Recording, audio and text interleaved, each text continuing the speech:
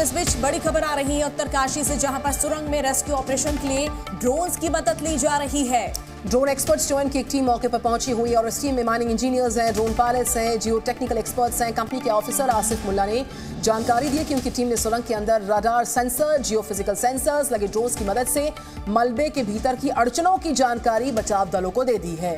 तो ऐसे में ड्रोन जो यहाँ पर भेजे गए हैं, तो कहीं भी मलबे के भीतर की पूरी स्कैनिंग ये ड्रोन्स कर सकते हैं और ऐसे में आसानी यहाँ पर हो सकती है रेस्क्यू ऑपरेशन को आगे बढ़ाने में।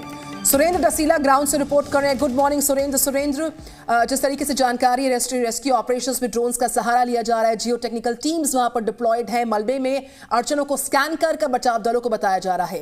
ये पूरा रेस्क्यू ऑपरेशन, ड्रिलिंग ऑपरेशंस कब तक कंक्लूड होगा? इस पर पूरी दुनिया की निगाहें मैं कह सकती हूँ बनी हुई है।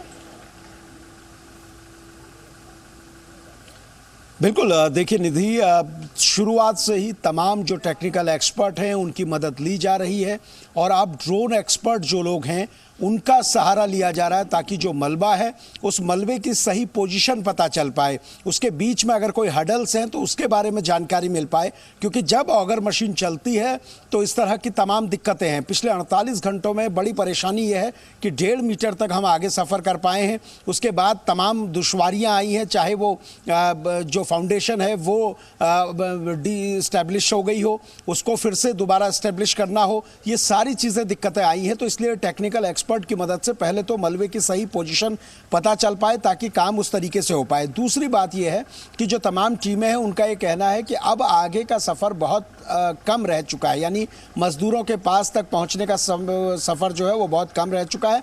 लेकिन दिक्कत यह है कि जल्दबाजी में कुछ बड़ा हादसा ना हो, मशीनें ख़राब हो सकती हैं। तो इसलिए इत्मीनान से सारी तसल्ली करने के बाद ही ये चीज़ें आगे की ओर बढ़ाई जा रही हैं।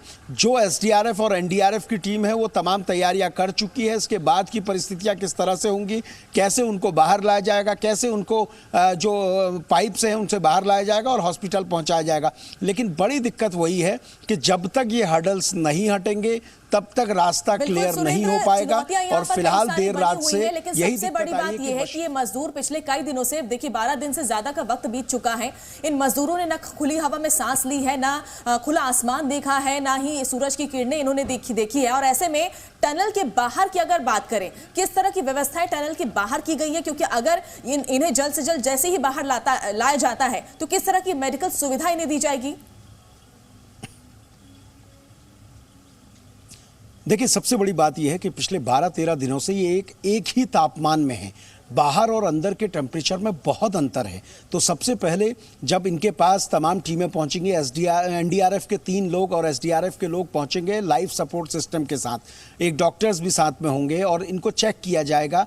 तबीयत जिसकी ज़्यादा ख़राब होगी, ऐसा कोई क्रिटिकल कंडीशन वाले लगते हैं, तो ऑक्सीजन की मदद से सबसे पहले उनके तापमान, उनकी बॉडी टेम्परेचर को स्थिर करने के बाद उनको बाहर लाने की कोशिश होगी। सबसे पहले ऐसे लोगों को बाहर लाके हॉस्पिटल भेजा जाएगा। टेम्परेचर बहुत बड़ा न्यूज़ की सबसे बड़ी कवरेज लगातार जारी रहेगी। हमारे साथ सुरेंद्र लगातार लाइव बने हैं। सुरेंद्र, हम लौटते रहेंगे अपडेट्स के लिए आपके पास। इस खबर पर नजर लगातार। तो 11 मीटर की दूरी है और ये दूरी जल्द पूरी होगी, इस पर सभी की निगाहें हैं।